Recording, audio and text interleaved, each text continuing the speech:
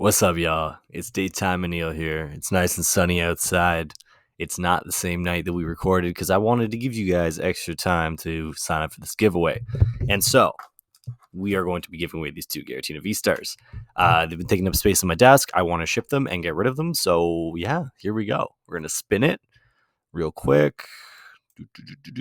And the winner is the Jaminator. If you're the Jaminator, you won these two Tina V-Stars. Congratulations. All you got to do to claim them is message either Ciaran or I or on Twitter, and I will get that shipped out to you. If you're friends with the Jaminator and you don't want the Jaminator to have these, don't tell them about this. And if the Jaminator doesn't reply, we'll give these away again. But don't worry, there's more giveaways. BananaGames and Hobbies have graciously supplied us with more giveaway items, so we have 2 holiday advent calendar countdowns to give out this week. Actually, sorry, I lied. We're going to give it one this week, one next week.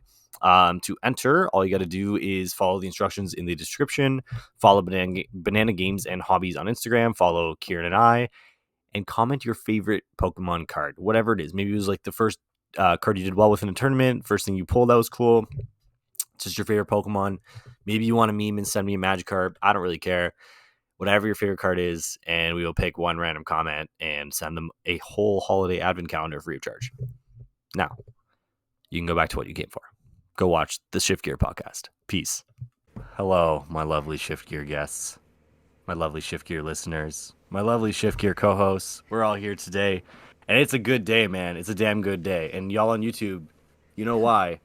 The Packers won a damn game against the fabled Cowboys. They didn't just win, Aneil. That was the game was done in the first quarter. That was a slaughter. They had up the divisional round on FanDuel, like Green Bay versus San Francisco, after the third quarter. They didn't even wait to the end. They said, "Yo, it's locked. It's over." But it's a damn good day, and I know there's a few Packers fans who follow this podcast. So hey, we're living in luxury today, my friends.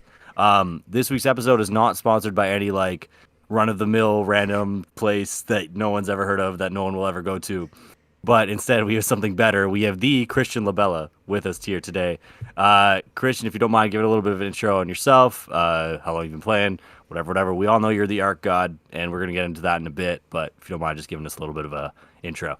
My name is Christian. I'm from Toronto, Canada. I've been playing for about 5 years now, since I was in seniors, and I am known as the Arc God. Yeah, I've been playing Arceus. Damn right. Labella is better known as the Durademon. The Durademon. There's been a lot of false Durademons, but we have with us the Durademon. So, the Durademon. Labella, thanks for joining us live from your dorm room at the TMU. Yep. Thanks for having me. Of course. So, just to lead off, did any of you guys watch the Gearhart versus Bradner stream? We're recording this right after it. Dude, there was football on. That was my Super Bowl. I watched it. Nice. Yeah, so, I mean, I thought it was fun. The first, 3 or 4 games were pretty uneventful. Lots of just, bad passes. Bradner was going Manaphy pass. But I think the last couple of games were actually pretty good. So, shout out Bradner for taking that one down. Shout out to Zool, and shout out Gearhart for being a good sport and putting it together. So, I don't know, Labella, what do you think of it? I thought that went exactly as I thought it was gonna go. Not gonna lie, I knew Tina's gonna drop a couple games because the deck just sucks and it's inconsistent. But I think Tina's already a bit favored into Guardy, or I think it's close to 50-50. Brandner had Knavery, and Gearhart played Deoxys for some reason. So I kind of just figured he was just gonna win it. Yeah, I mean, I don't know if anyone saw my tweet, but I put fake odds I made for the match, and I put Bradner as favorite for sure. And mainly because... Bro, that was jokes. Yeah, mainly because of the Deoxys V-Star. So, I mean, it just felt like 2 dead spots in the deck. One of the games, Gearhart did use Deoxys pretty effectively. But I don't know, I just felt if he didn't play that, he just played 2 better cards, I think I would have shifted the odds in his favor. So, I kind of wish they both played standard list, since I think it would be more indicative of giving us a Giratina versus Guardy matchup. But either way, it was really fun. Did Jake play Jirachi? Yeah, he played Jirachi. Yeah. He played Jirachi and Manaphy. Okay. Oh, it feels pretty all right when you have Jirachi Manaphy. Yeah, but Isaiah got to play Avery, which is actually a very relevant card. One of the games he played Avery, and Gearhart had to get rid of Manaphy and Jirachi. Yeah. I don't know if that was correct, and I think I lost in the game. Yeah, Yeah. once if Greninja ever takes 2 prizes, like it's such a favorable Yes. trade for them, and like it's kind of annoying for you to build that back up. So no, it was Yeah. good. I'm sure the VOD will be out there if you guys want to go tune in. But yeah, I was gonna ask you guys, like maybe Neil ask you first, like what other grudge matches would you like to see? Who are some 1v1s you think would be fun to see?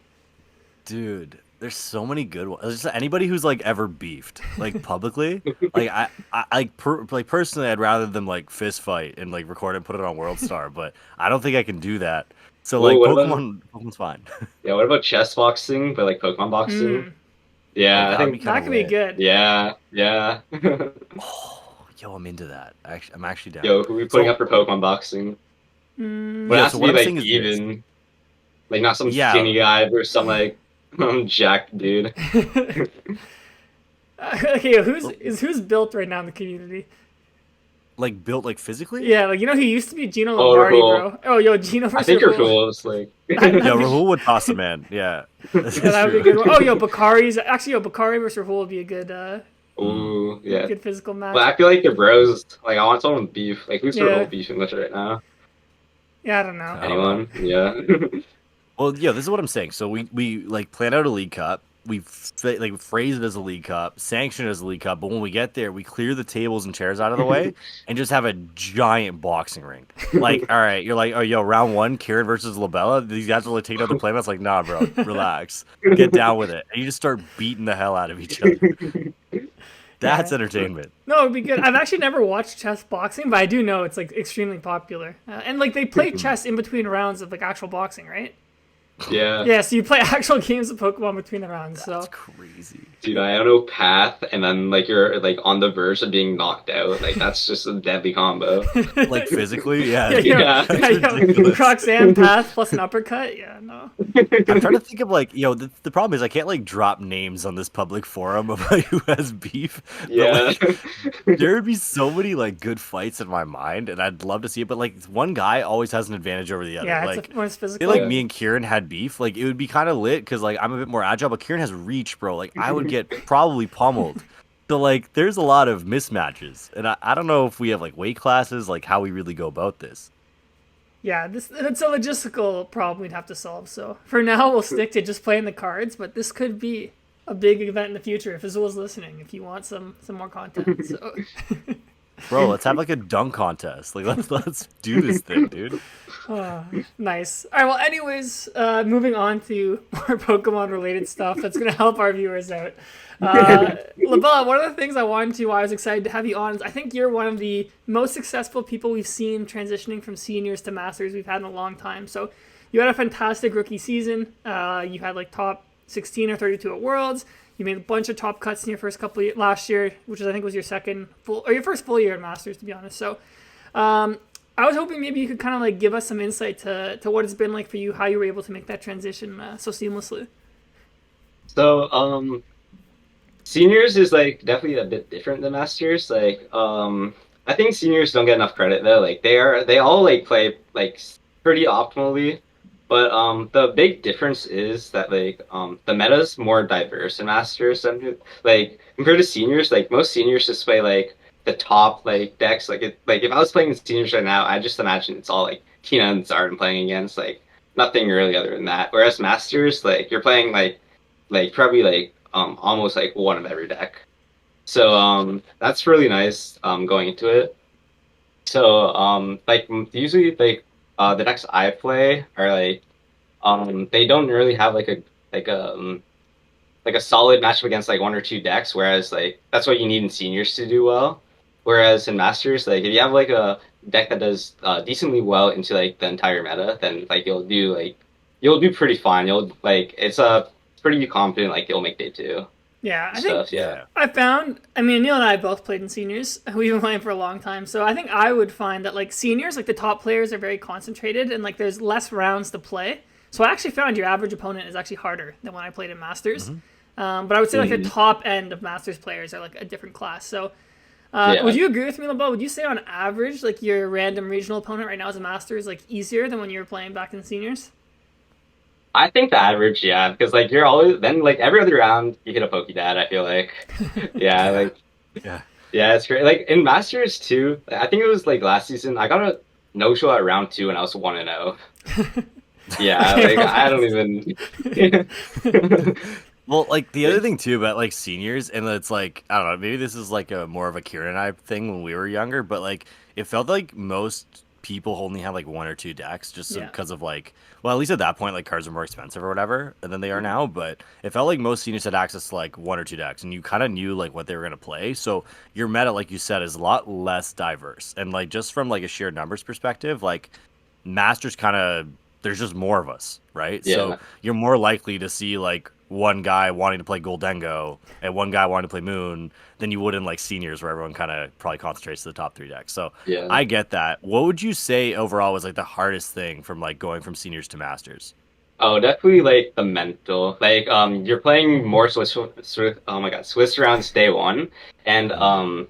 like I remember my first couple of regionals, like by like round 7, I was just burnt out. Like I was just like I just wanted to go home. Like yeah, it's definitely like it definitely needs to do a bit of mental training before. Like it takes like a while to get used to. But that was definitely like the hardest part for me going in. Yeah, that makes a lot Yeah. of sense to me. I think another thing is, tell me if I'm wrong, but it feels like most of the top seniors in Pokemon, like they have coaching now. Like back when Aneil and I were playing Oh seniors, yeah. like that wasn't really a Yeah. thing. Like I don't know anyone. Like we had like mentors who were like in masters, but we didn't have coaches. So like, Labella, like did most top seniors have coaching back when you played? Okay, back when I played, the top seniors didn't have coaching, but they all like had a testing group. Like all Hmm. the top seniors tested with each other. Like, I had a coach actually when I was in seniors, but I feel like I was definitely in the minority when it came to coaching in seniors. But like, yeah, all the top seniors just had their own testing group and stuff. So Yeah, like, that they're Yeah. makes kind of sense. each other's coaches. Yeah, I do Yeah. find that most of the successful seniors, like they either have like a master's testing group they work with, or like yeah, like a coach, like you're saying. So Yeah, and it feels like right now too, like, and someone tweeted this the other day. They're like, now that we have like a 1-to-1 ratio of regional attendees to coaches, like, how is this really gonna work? And like, I feel like it's gotten kind of redundant. I think we're gonna get to a point where like, if every senior and junior has a coach, they're gonna be like, or their parents are gonna be like, why am I paying this dude $40 an hour when you could just learn from each other? And that's kind of Yeah. what we did, right? Like, we kind of had our testing groups, and like, hey, I'm super pro coaching as well. Like, I know you guys are as well. But like I feel like you're getting to a point, and this maybe is a little off topic, but you're getting to a point where we're getting a little redundant. We might go back to the old seniors ways where we were each other's coaches. yeah, Mm. I think honestly having a good group of friends and like testing group is like really great for seniors. I mean, Neil, you and I are basically our testing partners back when we were kids. Yeah. I think sometimes like what like coaches help with is like when you're a senior, like you're a lot more like stuck in your ways or like your scope of like experience is like less. So I do find like having like a mentor like in masters or whatever, like even if they're not your coach, just someone you can talk to like helps a lot. Like they have experience like at tournaments, they can give you advice, like they have more testing. Like I know for myself, like a lot of older players like Curtis Lyon, like Simon Luan, like all them, like they were definitely like my mentors. And like Genesis, I remember that when I won nationals, like the day of the tournament, like I've been testing my deck like the whole like month.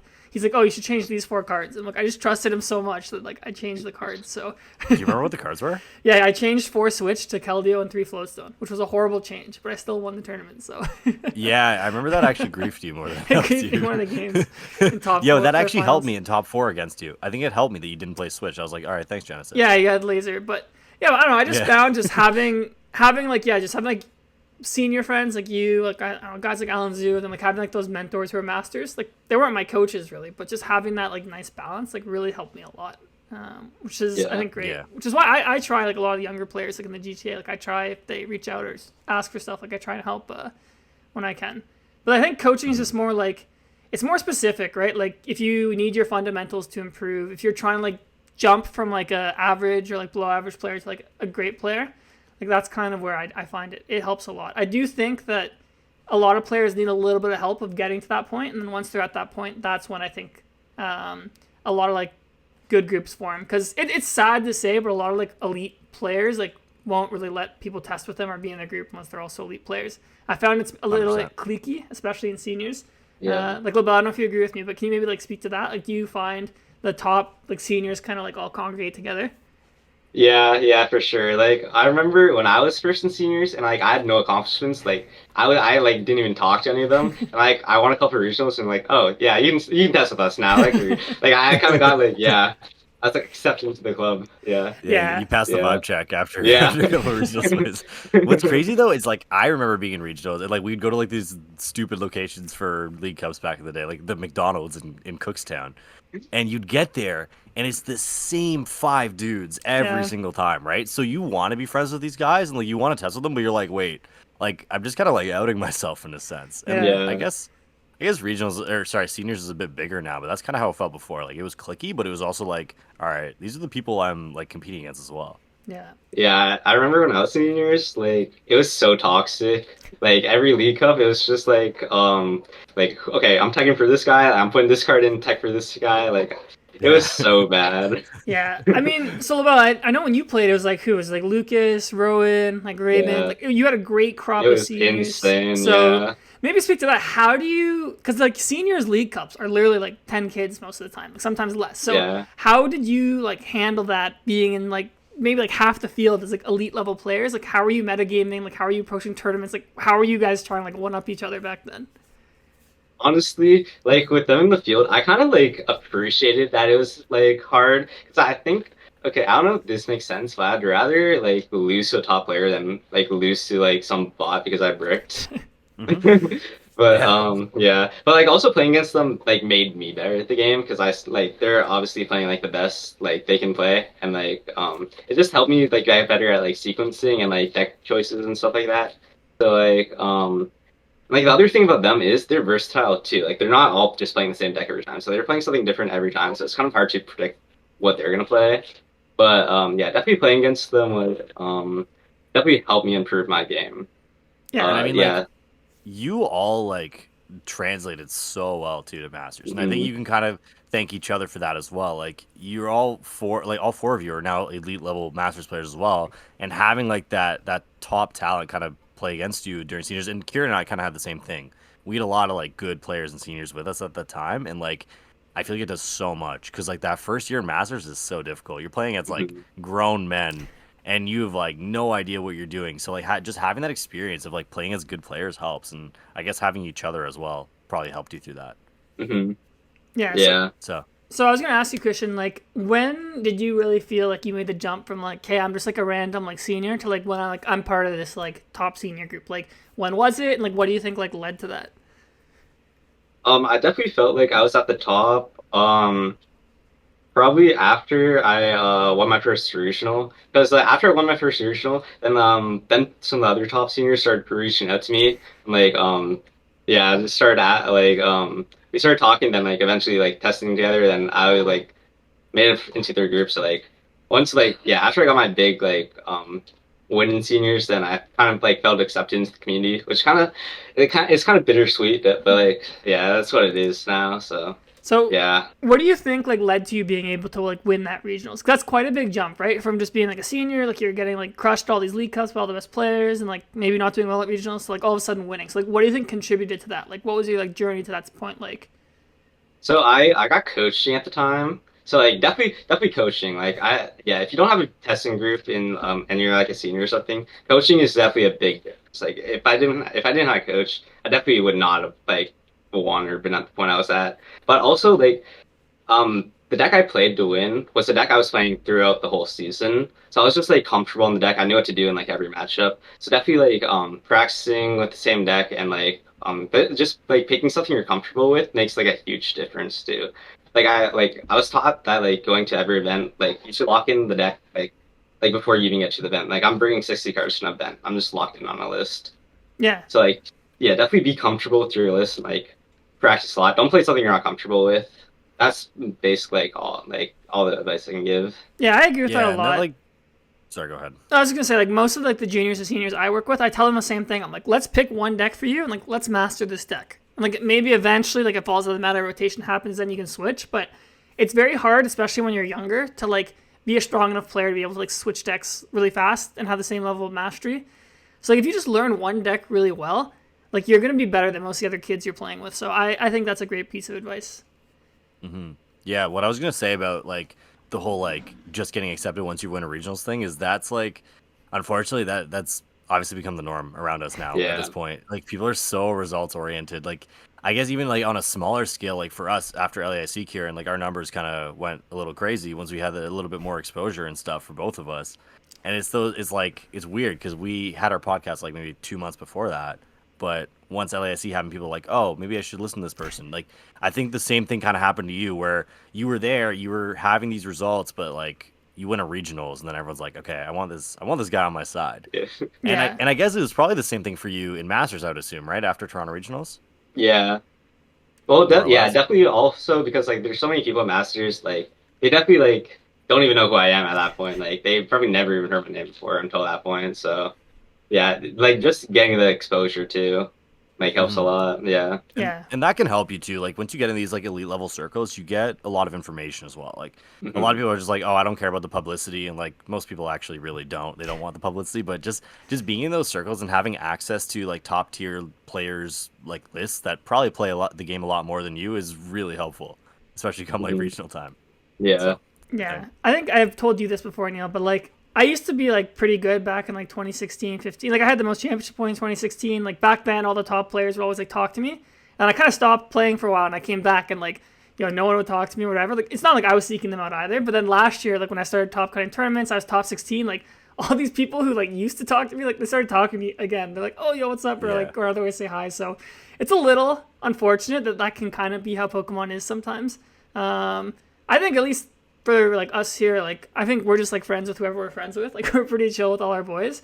But yeah, Yeah. it's unfortunate that that's kind of can be part of the game sometimes, where you do need to People have just some of want to those get better. results. Yeah, Right? Like Mhm. people want to get better and they'll do whatever they have to do like within their personal biome to get to that point. It's unfortunate, but hey man, it is what it is. I guess like once they started introducing money into this game, I think it changed a lot of things. And that was also one of them. Like I remember well, I mean like when we were playing Ciaran and seniors, like there was no money involved for the most part. It was like, all right, dude, you won this. Congratulations. Here's your four like whatever legendary treasures boxes that we'd sell for like $70 back to the store. Like no, that's like all it was. if you won a regionals before 2017, like your prizes was literally 3 booster boxes and a mat that said champion. Yeah. It was crazy. So Like, jacked. or the year I won nationals, like I got the free trip to Vancouver. But if you got second place, it was like all right, 2 boxes. That's it. Like Dude, they put you up in a nice hotel oh, though. they put us in a nice hotel for that one. That was a really Yeah, nice travel award back then. that was the spot. That was the spot. But The speaking Pan of Pacific. mastery and like, yeah, it's a good spot. Speaking of mastery, like speaking of like picking one deck and kind of sticking to it, like Labella, in a sense, you're like a very great example of what that is. And like, it's not to say that you only play Arceus decks or whatever, whatever, but you know it much better than most other people know it. Yeah. Um, Arceus has kind of made like I don't want to say like a comeback, but it's kind of been a bit more on the radar recently. Yeah. What are your thoughts on Arceus as a whole right now? Like heading into Charlotte, is there any like partner you prefer with it right now, or is there just Um, kind of all up the air?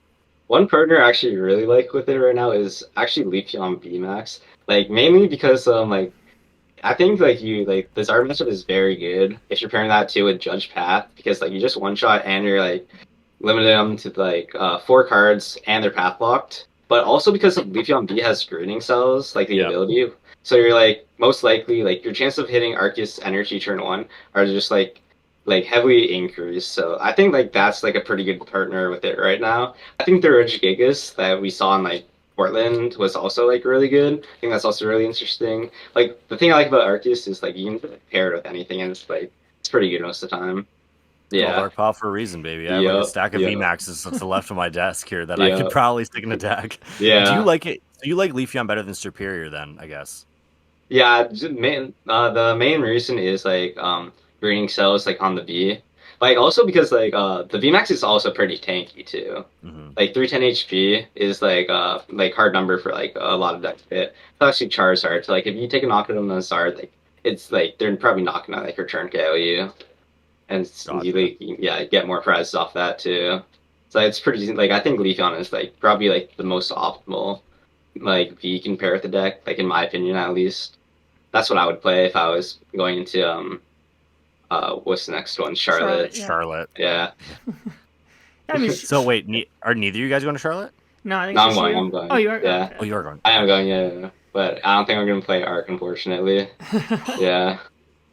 Maybe. Maybe. Yeah. So are you gonna be sad? Are you scared for Arceus to rotate or like get weaker I, eventually? Yeah, I'm scared for before the rotation happens, I'm definitely gonna play it one more time at a regional. I don't know which one. Maybe does it rotate before UIC? I don't know if it rotates. I don't think it does actually. I don't think it does. I Oh, think it you're Yeah. safe, doesn't? dude. Oh, No. Yeah. thank goodness, Yeah. thank goodness. We're I not think you're retiring. You okay. got one more year, I think. Yeah. Yeah. Yeah. Let me check. I'm actually curious. So actually, yeah, and while you're checking that, like Labella, do you practice other decks besides Arceus, or do you just like practice like Arceus? You're like, I want to just master this one specific deck since I get such high returns out of it, since you know how to play it the Um, best. yeah, that's what I find with most decks. I mainly focused on Arceus at the time. Now I kind of like transitioned like more to Mew now. I played Mew at the last tournament. Like my testing right now has is basically just theory. Like it's just theory right now. I just like didn't test like a lot. I actually watched Rowan's YouTube video on the Mew Hammer deck. So I watched that. I'm like, this makes sense. I just ran to the tournament. So that was my testing for that event. But yeah, I definitely like just pick one deck and just like run it on the PCG ladder and stuff. Yeah, that makes Just like sense. yeah, Well, I mean, that's basically my testing. you got top 32 at San Antonio, which up until Charlotte is going to be the biggest regional of all time. So, I Yeah. and you said you just like watched a video and like, got a lot of theory from that. Like that's something I find a lot of top players are able to do very well. It's like they can just take in theory or what their friends or people tell them and apply it right away. So, like, how do you find like you effectively do that? Like, how did you watch Rowan's video and you're just like, oh, I know what to do, like to play the deck to that level? Yeah, like the thing about Rowan's video is like he was very detailed and like his video was really good with helping me. Like he was very straight up with it. He like the video was like, okay, save 4 tablets. Like these are the cards you need to save, like 4 tablets in this matchup. You need to save all these in this matchup. So like that definitely helped. But then like I have played Mew in the past a bit before, so I kind of like applied this video to like my past experience with it, and another thing about like being good at the game is like what cards you need to like preserve and stuff, and sequencing too. And also another thing I find a lot of Mew players do is like they just like draw cards for no reason. If my Yeah. hand is good, if I have a cram, I also have an item that like I have a lost vacuum in hand that I don't like want to discard because I like, want lost vacuum just in case like they play a path or something down. But like most I see most players just like cram it away and just because they just want to draw more cards. So like it's just like knowing that you don't like need like to draw your whole deck in like your first couple turns is like a big thing to like know and stuff. So like Yeah. yeah. That's the biggest thing with Mew, man. People just see card, play card sometimes. Yeah, yeah. And it's so punishing. Like it's Mm, you have to preserve your vacuums. You're right. You have to preserve all this stuff. And I know we said we weren't going to run an ad roll, but this is an ad roll for Rowan Stavnow TCG. yeah. That's our dog. If you if you haven't checked him out, now's the time to check him out. I have no idea what his actual username is, but if you just type I in think Rowan it is Stavnow, that. Yeah. is it? I Yeah, think we're it's better. yeah. Runes have no TCG. Nice. Dude, just type it in. You'll find him. Go watch the boy. He puts out some good content. Yeah. Go watch the Yeah. boy, man. But 100%. I agree with you. Like some Mew players just, and I think that's the difference between like really good Mew players and people who like just start and struggle. Like playing those vacuums, conserving those vacuums, and like the other thing is conserving Ultra Balls. A lot of people just see Hmm. Ultra Ball and play Ultra Ball. Yeah. It's it's not a great strat. So Yeah. yeah, you're right. You're 100% right. Yeah. All right, so you both are going to Charlotte, so maybe we can spend a bit of time here discussing Charlotte here. So my very first question, Neil, I'll start with you, is do you think the Jake Gearhart Isaiah Bradner show match is going to have any effect on the metagame this weekend? Well, I don't think anybody's gonna be playing Deoxys V Star. I'll tell you that much. But you know what? I think Um, Avery and Giratina might become more popular. Oh, that card is legit. Yeah, no, Yeah. I Yeah. agree. And like the other thing is like I was talking with a couple people this week about like my Guardy list right now, and I'm trying to figure out basically like my issue is I want a third rare candy, but I don't know what to cut for it. So you can like optimize your supporters a little bit, maybe cut your Avery for a worker, and then play 2 stadium bounces instead of playing that vacuum. But then I was like, wait. Avery's a really good card, and Avery's good into a lot of different matchups, and I think that is one thing that people are going to take out of that. I think there might be some Averys entering some Tina lists. I think people are going to put a lot of emphasis on it in Guardy as well. Just because it's good against Guardy, it's good against Mew. It can be good against Tina. It can be good against Zard. Like it's just a good card. Yeah. So I agree with you. I think that's the one thing people are going to kind of take out of it and like run with it. Yeah, it's interesting because we had Dan on our podcast a few weeks ago, and he was saying like that was the worst card in this deck. But if Yeah. like it has some utility, right? Like against Guardy. So if we do see Guardy climb, like I could see it being a good play. At the very worst, it's draw 3, right? Yeah, I mean, that feels pretty bad though. Yeah, I guess. Yeah. Okay. And then okay, so yeah, I agree with you. I don't think Gardevoir is going to see any Deoxys V stars being played, but I do think Gardevoir. I don't know. I still think it's a good play. Like we saw one make top 8 last week, in Portland. So maybe Labella, where do you stand on Gardevoir in the meta? Is it tier 1 right now, or do you think it's tier 2? I definitely think Gardevoir's tier one. Actually, I think it's really good.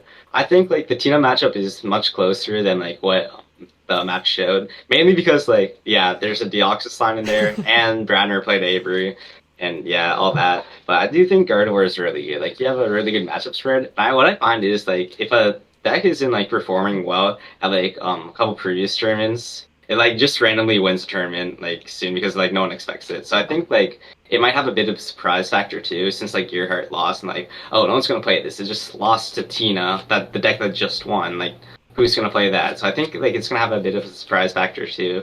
But I do think it's very solid. I think it's one of the more consistent decks in the format, and like I think yeah, it does have a pretty good matchup spread. Yeah, Yeah, I agree. The thing is, right now, it beats the 2 best decks. In yeah, theory. Like, or hmm at least it can. I shouldn't say it beats. It can. yeah, And like, and I think what the biggest barrier to Gardevoir is people not wanting to play it into best of 350. Mm-hmm. One, yeah. 2, not being confident in their ability to pilot it for 9 rounds. 2, and 3 is just not like it's not a fast deck. Like if you go into game 3 and you just want to take a fast win, you can't really do that. So to like be entirely transparent, my like I want to play Guardy this weekend. But I might not. Like I might switch to something that just goes big boom because it's the biggest regional of all time, and you can't really afford to take ties. So like Yeah. that, like to be 100% transparent with everybody listening, that is my thought process right now. I'm like, am I gonna end up playing like Roaring Moon because I'm afraid of tying? And I think that is like the epitome of what the biggest barrier to Guardy is right now. Yeah, I mean, Giratina has the exact same problems though, right? Where it's like you're playing best of 1 or best of 2. And I was talking Yeah. to some friends, and they were telling me that with the amount of masters at Charlotte, 36 might bubble out of cut, which would be like insane. So, yeah, we'll see. Yeah. But Aneil, you mentioned there a deck that I think is going to rise in popularity, and I think should rise in popularity, is like the Roaring Moon EX. So, Labelle, let me talk to you first. Like, have you played Roaring Moon, or like just what are your thoughts on Roaring Moon right now? Actually never played against it. Like I've seen it, I've seen like it get played. I think I actually do think the deck is really good. I think it's actually gonna perform very well. I don't know how many like if it's gonna be like high in the meta share. I do think it's gonna perform very well. Like I think you have a really good Tina, and I think there's gonna be a lot of Tina, and I think that's big factor. Yeah, I would agree with you. I think heading into the format, like it had its worst matchup. It still is its worst matchup is Gardevoir.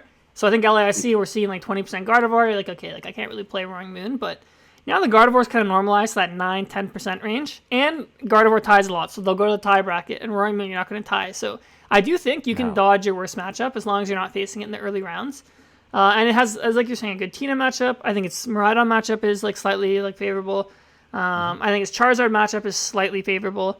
Its matchups are very tight. Like it's not like super favored or like super under favored in any matchup, but yeah, I think it's good. So, Neil, we've seen a couple different builds. So we saw Ross Cawthon play the research build with like only 2 sawed up. We played Moltres. This is main way to power things up. And then we had the more traditional just Pokestop item build. So, Neil, which build do you prefer? Like, and which one would you play if you were playing this weekend?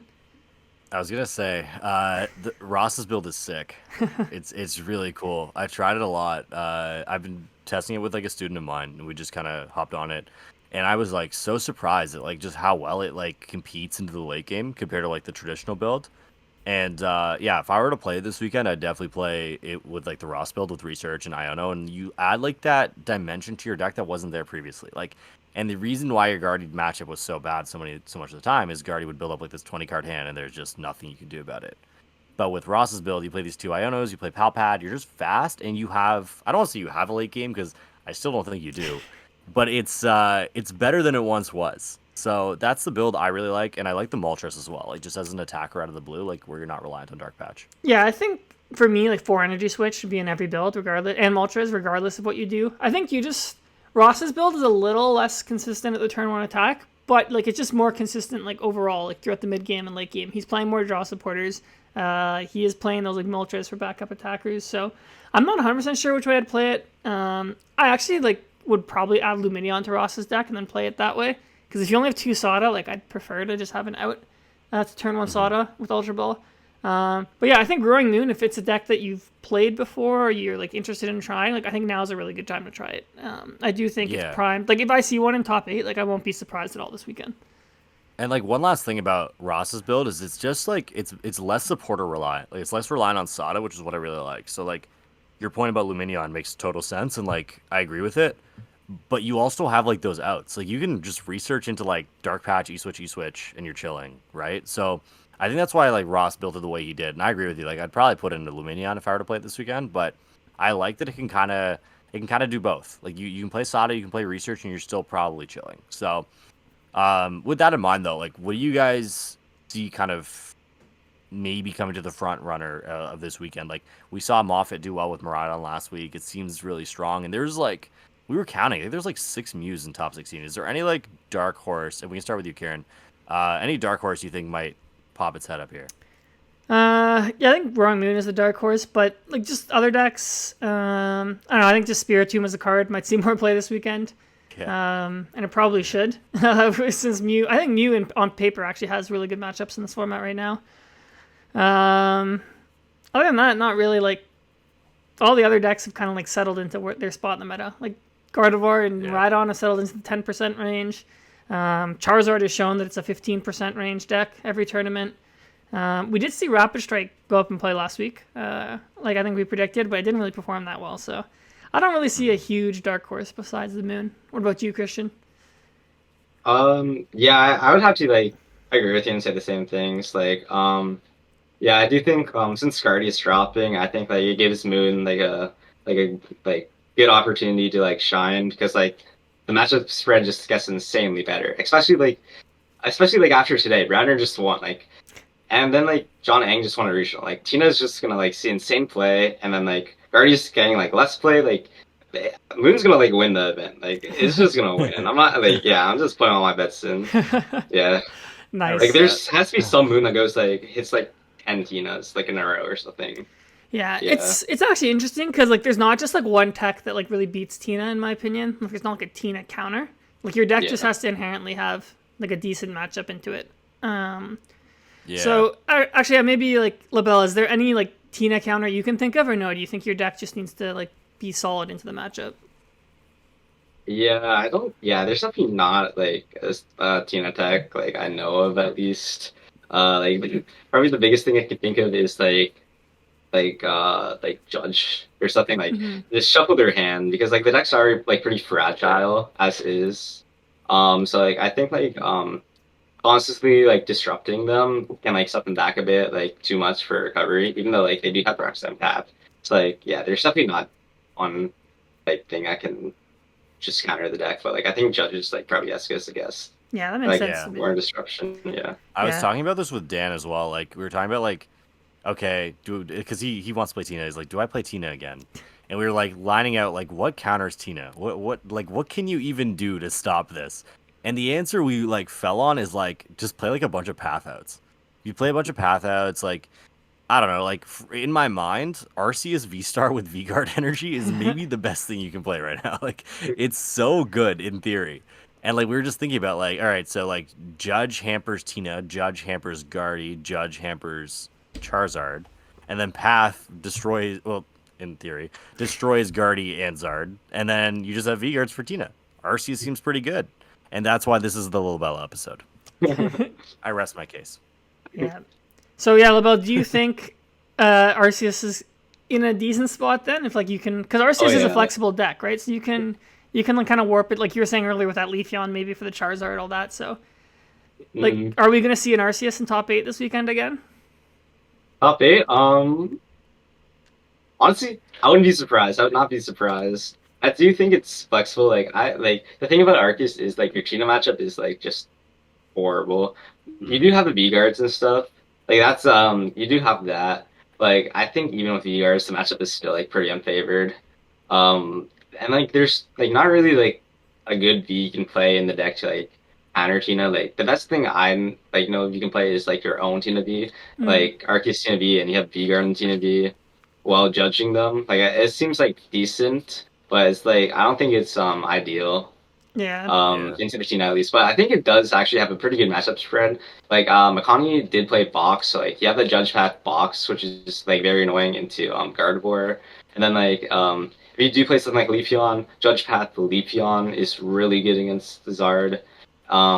Like your matchup spread other than that is seems like alright. Like I think Miraidon's also a bit tough, but like I think you should be fine against like all the random Lost Box stuff. And I think Mew's also a favorite matchup now, since like Spiritomb is like you always have room for Spiritomb in Arc, so I think I think Arc is definitely a very good play. Or not very good play, I think it's a decent play. I'm really glad you believe in it, because if you didn't believe in it, who the hell would? Like, Yeah. I don't even know. That is very true. Then just last thing I want to touch on here is, so we saw Charizard again is the most played deck day one, but it does feel like the format is becoming a little hostile for it. Like Tina, I think, has a slightly positive Charizard matchup. We saw a lot of like Judge Path decks to try and counter it. I think Gardevoir has a good Charizard matchup. So, do you guys think Charizard's still a good play, or do you think it's just going to keep seeing play just because it has a very loyal player base? There is a lot of TM Devos running around. Yeah. And that, my friends, is very, very scary hours if you're a Charizard player. And I think the whole, like, this is like pure Azul diff at this point. Like, he did well twice. He's probably the biggest personality in the game. He's the biggest following. Like, people are going to want to play this. Like, I can tell you, even for myself, I hate Charizard as a deck because you just, like, kind of lose to getting judged in Path and not having out. And I hate that. But even me, after watching his deck profile, I was like, all right, I want to pick this up. Like, I want to try it. He makes it seem very attractive to play. And as a newer player, even like as an average player, you can kind of see the merit behind it. Like, I don't want to say it's linear. It's definitely not linear, but it's kind of just, all right, I attach and I attack. So I think it is definitely still going to be played. I think there's going to be a lot of hate. I think the conversion rate's going to be a little bit lower, but I think it's definitely gonna get played. Like, Azul's playing it. People like Azul and people like Charizard. So yeah, it's funny because Azul and his group said like they didn't feel super great picking it, but I mean Azul's, like you said, Azul diff. Like, I'm on his Pokestats right now. He beat 2 Chen Pao, so I'm like, that is just Azul diff. Like, that's so bad. So yeah, he's him. No, I think Charizard's fine. Like, it's just a solid deck. It doesn't have any like crazy matchups one way or the other. And one of its worst matchups, Snorlax, I expect to really go down just because of all the Tina. So no, I think Labella, what do you think about it? I think what you said about like Azul being a big figure in the community, and he's playing Zard, I think that definitely has a huge impact on it. Especially since like his run with Zard has been like insane. Like, has he miscut with Zard yet? Like, I don't think he has. I don't think he has either. Let's pull up his limit. Yeah, I think he like has cut every event he played Zard. So I think like Azul, like I think he's the biggest person in the community right now, at least in North America. And like if he's seeing like that level of success with Zard, like I think like it's always gonna be a popular deck. Like that's another thing. I don't think like you got more like cards that can counter Zard, but there's not just like that one card like Spiritomb that counters Zard right away. So I think like Zard is always going to be a popular pick, mainly because of those reasons. Yeah. The other thing is too, like Zard only gets better after rotation, I think. So yeah. It's like it's gonna be one of those decks people can kind of just pick up. They buy their $30 Zards, whatever, and you'll have it for a few months. So yeah, it's also a good thing. Ciaran, question for you. We talked a lot about us today. If you were to go to Charlotte, and I know like maybe you don't have a definitive answer for us. If you were to go to Charlotte, what are you playing and why?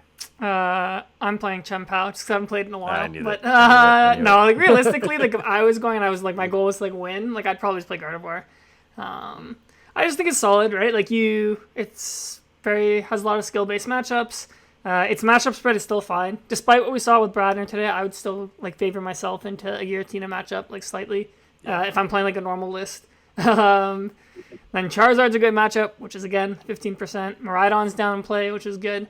So I'd probably just play Gardevoir. If you're like or no VIP? That's a good question. I feel like I would actually not play VIP because I'm trying to like scam all these extra deck spots, bro. Yeah, I don't know. Like, it makes sense to me in theory, like how no VIP is good. Like, and you do free up a lot of those spots where I feel like right now, like teching for certain things is really important. So like honestly, I think there's definitely more of a case to be playing no VIP right now than there maybe was like a couple weeks ago. But like, other than you and other than Rowan, I haven't seen a whole lot of people not playing VIP. Yeah, it's kind of interesting because like I think VIP is better in a more aggressive format, which I actually think we're moving away from with like Tina and Charizard being the two most popular decks. So I actually think no VIP is fine. Like if you prize Mirage Step, whatever, that sucks. But like just play the game normally. But yeah, you are right. Like even after LASC, like I made top 4 with no VIP. Jeremy made top 8 with no VIP, but it didn't really seem to catch on. Like I forget what the next regional was, but like no one played no VIP at the next regional pretty much. Or like some people. San Antonio. I think it was San Antonio. Like, I looked, like some of the Gardevoirs were doing it, but like most of them still played VIP. So I don't know if it's just because like people are used to that, and they're just or like they just don't want to switch. But I think like it's a valid way to play the deck. Like I don't think like there's anything wrong with no VIP Gardevoir. Like you are weaker in games you prize Mirage Step, but like in the games where like you get Mirage Step off, which is like 80% of the time, like your deck is just way better. Like you're playing like all these extra search cards, you're playing extra fog crystals, like you're playing like extra techs. Like I squeezed in like Turo, for example, into my Guardy. I don't know if I'd play that anymore now that Snorlax down, but like if you want to fit like Jirachi and like Manaphy without having to give up a lot of like consistency, like you can do it. So I don't know. I think if you want to have more techs in your deck and you don't want to like sacrifice like consistency, I think cutting the VIP passes are the way to go. Yeah, man. This is calling my full government name right now. I'm hearing like everything I want to do all in one. This guy just, damn. Am I going to cut my VIP passes? I don't know. But it's definitely something to think about. And like, I think you make a very good case for it. And I hope some people do it. I hope some people try it. Put those $6 VIP passes away, man. They're rotating anyways. It don't matter. Yeah, because I have Limitless open. I'm just pulling up all like the Gardevoirs that have been doing well. Like right after LASC, like yeah, they were all playing VIP. Actually, Cal Connor played no VIP and got top 8 at Brisbane, but all the other ones it was all VIP builds. So gotcha. Yeah. Final thoughts, boys. Going into, I mean, we discussed the meta, but going into like what's going to be, I think one of 2 or 3 regionals before Paldean Fates, before we get Moonlit Hill and stuff. I mean, like, Labella, we haven't gotten your thoughts. What do you think about that card? Do you think it's going to like, kind of propel Guardy? Oh yeah, for sure. I think when that releases, I think at least for the first event, Guardy's going to be the most popular. After that, we'll see how it performs at that event. But I think definitely for the first event, is Guardy's just going to skyrocket in like the meta share. Yeah. That is just an insane card. Yeah, I hope y'all have your Averys, man. That Vancouver Regionals, because it's going to be the last one with Shiny Arcana as well. And then the first one with Moonlit Hill. It is going to be a Guardy fest. Yeah, I mean, yeah, it'll be interesting because that's the like Gardevoir's last hurrah before rotation. It loses Shiny Arcana, so it'll be interesting. But speaking of new cards, I just wanted to close off our episode today with some of the reveals we got this week. So we saw some more A-Specs, and I will say we were saying that like the A-Specs need to be like beyond broken to like be considered instead of Prime Catcher, and I do think they gave us some pretty broken ones. So I just want to talk about the Reboot bot first, where it's for each future Pokemon you have in play, you can choose one basic energy from your discard and attach it to a Pokemon. So in theory, you can accelerate 6 at once. So Labelle, I'll start with you. What do you think about this A-Spec? I think, that's definitely like, I think, I don't know what it's going to be played with, but if it finds something I can, like, if it finds the right thing, I think it's definitely, like, insane. Yeah. But, I have no idea. But, I mean, like, you can just, for example, like, power up an Iron Hands out of nowhere, or, like, true. Attack. Like, and we saw more future cards get revealed. Aneil's holding Iron Hands right now, but, like, we saw some, because we were saying when the other cards came out, like, they kind of sucked, but we saw some really strong ones come out. So we have Miraidon, where it's for 1 energy 40, search your deck for 2 basic energy and attach, so it's, like, similar to, like, Thunder CX back in the TDK deck. And then we saw this, to me, is the real best card that came out, and I haven't seen a lot of people like hyping it like crazy, but the Iron Valiant, where it's 3 energy, but if you play a future supporter, you do 200 this turn on a 1 prizer.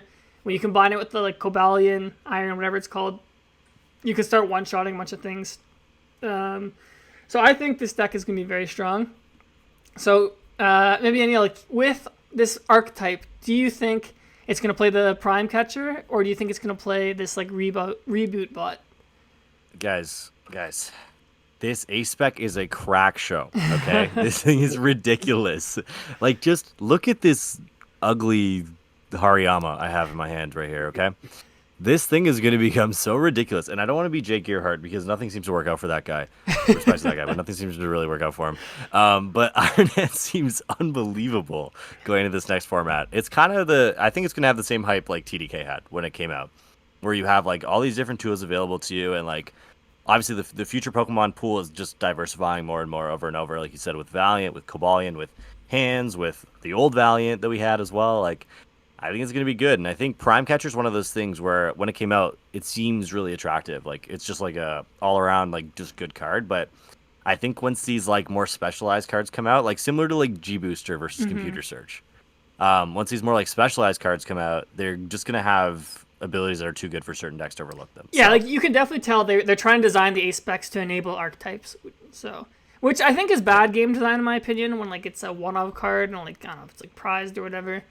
Like, I'd honestly prefer they didn't do A-Specs if this is how they were going to do it. Just make them, like, so absurdly broken. But, yeah. I mean, they set the precedent now with this set. So I think going forward, all the A-Specs we get are going to get busted.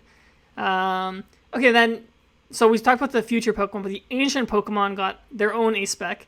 So they had the Drum of the Awakening. So for each ancient Pokemon in play, you have to draw a card. So this seems to me very strong, but I actually don't think I would play this over Prime Catcher. Like, Labella, what do you think? Is it a tool? No, it's just an item. Like, you play it for each ancient Pokemon. Just draw a card. It. So, like, if you have six. Then I think I think Prime Catcher is probably better. If it was a tool, then and it prevents like Iono, like hand disrupt, then I can see a case for that. But I think like maybe if you're like trying to go turbo, like maybe Moon plays it. But I think Prime Catcher is probably even better for Moon too. Yeah. Yeah, I think Prime Catcher benefits Moon more because you get in so many awkward spots where you want to kill that 2-prizer on the bench anyways. Yeah. And like if you're playing Squawk plus Sada plus whatever else you play, like you have a lot of draw anyways. You don't need to be so that one definitely like seems weaker overall in my opinion. Yep. It's like a consistency card, which is good, but it's not like a game changer like effect. Cool. All right. A couple other cards I want to talk about. Sticking with ancient Pokemon, we have Great Tusk, where for 2 colorless, it discards a card from your opponent's deck. But if you played an ancient supporter this turn, discard 4. So I know we have the ancient booster capsule. So I'll start with you, Labella. Like, do you think this could maybe be a legitimate mill deck? I have no idea. I'm gonna be like honest. I have no idea. I don't know when the last time like a mill deck has done well. That like no, I don't think it has potential. I don't think mill decks are good. I'm just biased against mill decks, but yeah, I don't think it has any potential. I actually agree with you. Like, I actually don't think mill decks are any good right now. There's just so many cards that just recover, right? Like, you play Super Rod, the Pal Pad, whatever. Pidgeot V literally counters mill decks by itself. Yeah. I guess maybe not, because if they're discarding off the top. But I don't know. You get the idea. We have, like, Counter Catcher in the format. Like, we have, like, Ancient Booster Capsule. Like, imagine you Counter Catcher and, like, you just mill people's, like, Escape Rope or something. Like, you buy yourself a turn. Like, I don't know if this is going to be good, but I actually do think this card has potential. So, do y'all think that Snorlax Stall as a whole would be better if there was a mill card? Like, it would be, like, broken if there was a mill card in the format that was not named Misfortune Sisters? I don't think it would change that much, to be honest. Like, they played Crab. Like, someone's played Crab. And, like, I don't think it changes anything. Yeah, an example I would give is like think of Bellaba and Bryson Man, whatever the hell that thing was. Yeah. Like, would that make Snorlax ridiculous? I forget what the secondary effect was besides discarding cards, but like maybe. I don't think it matters. I think it's like Avery. Yeah, it was Avery. That card is insane. Oh my god. I think it would kind of matter for like accelerating games, but the way Snorlax wins is it like runs you out of resources and puts you in a spot where you just like can't win. Yeah, but like plus like the decks that played Bellaba before like had their own draw engine where like the draw engine and Snorlax just wrote them, so like they're not drawing like they can't like loop it as like the decks that play Bellaba can. So essentially, the point I'm trying to make by asking that question is me saying like, all right, well if the good stall deck that prevents retreat can't make it good, I don't think that this one random like Great Tusk is going to be that good. Yeah, maybe but it could be. I don't know. Different strategies like. Snorlax is a control deck, and like Great Tusk could be a mill deck, right? Like a mill deck is like trying to like race, like instead of taking prizes, you're racing like resources on your opponent's deck. And Snorlax is like controlling like what Pokemon are in play, resources. So I think they're different. Like I don't think you can like compare them 1-to-1. Like yeah, this probably I isn't think good, so. but like I don't know. I think it'd be cool if it is. I just think that you don't have enough time. Like if you're only milling 4 a turn, like you just don't have the time to do this, especially in a format with like Iron Hands and stuff. Like that's tough. Yeah, I mean, what we do see, right? Like a lot of decks in the format are slow. Like Charizard slow, Tina's slow, Gardevoir is slow.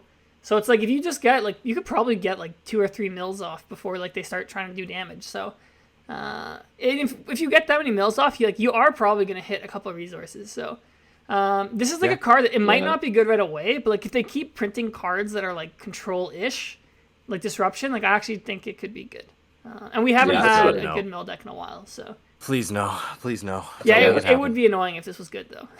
Yeah, that's a good point though. Like with everything being slow, but yeah, I'm changing my mind. I think it does have potential with Guardian, like Charizard and stuff. Like taking the first couple turns off most of the time. Like even Tina, like they have to have Beast Seeking, so they're milling themselves like on top of that too. It's like actually, yeah, I think it does have potential. Yeah, it would be interesting. 4 Super Rods in my deck. That's all I'm saying. Yeah, I'm milling them, bro, with Misfortune Sisters. Word. Forgot about that. Yeah, you have Misfortune Sisters on top of that too. Yeah. I mean, my god. Look, they also printed some other cards in the set that are like kind of control. Like they have one called Airy, where it's look at your opponent's hand, discard 2 items. They printed the hand clippers, where people have more than 5 cards. You have to discard until you have 5.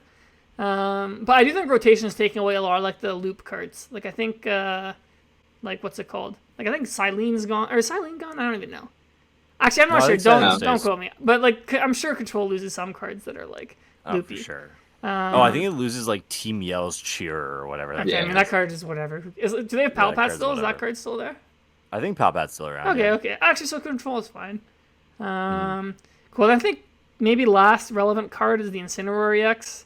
I don't know if you guys saw this, but its attack is fire for colorless for 240, burn your opponent, but it costs 1 less energy for each of your opponent's bench Pokemon. So it has 320 HP. So this could maybe be like a tank deck. We haven't seen one of those in a while. Labella, what do you think of this card? Is this just binder, or is this like tier 2 potential? I think the card's interesting. I think like the actual interesting part of the deck is like I forgot the one fish that lets you copy the like pre-evolutions. Oh, Relichant, yeah.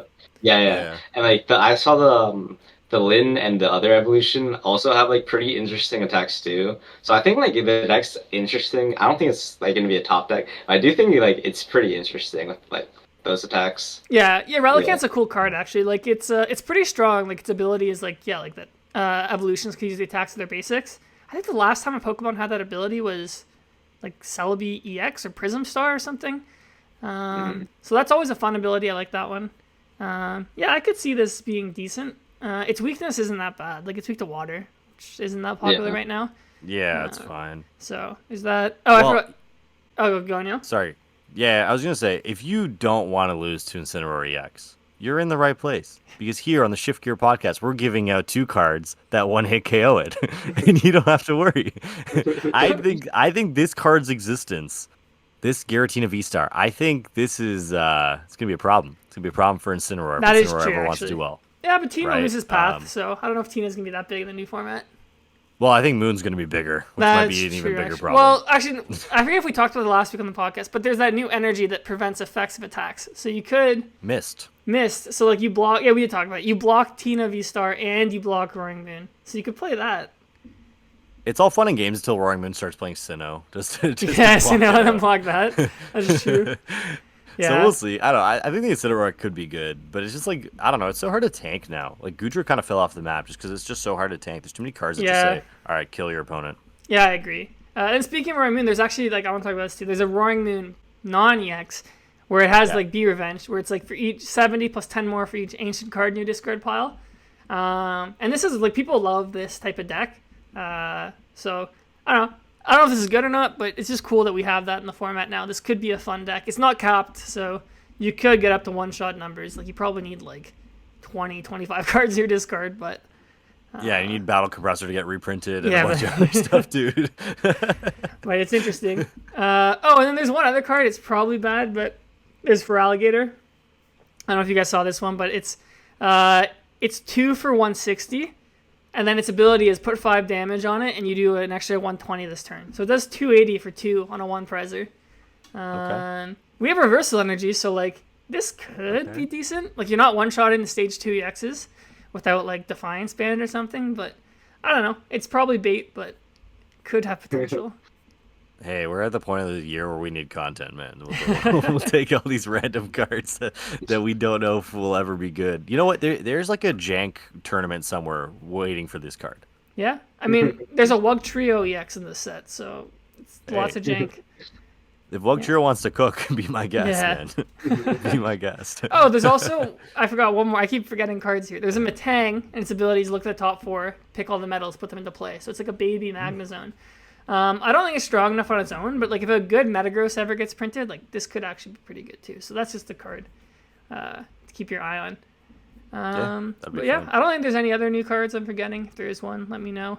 But yeah, I think that was a good episode. Christian, thanks so much for coming, man. Thanks for having me. Yeah, of course. Before we let you go, the floor is yours, my man. Plug whatever you want, shout out whatever you want. Go for it.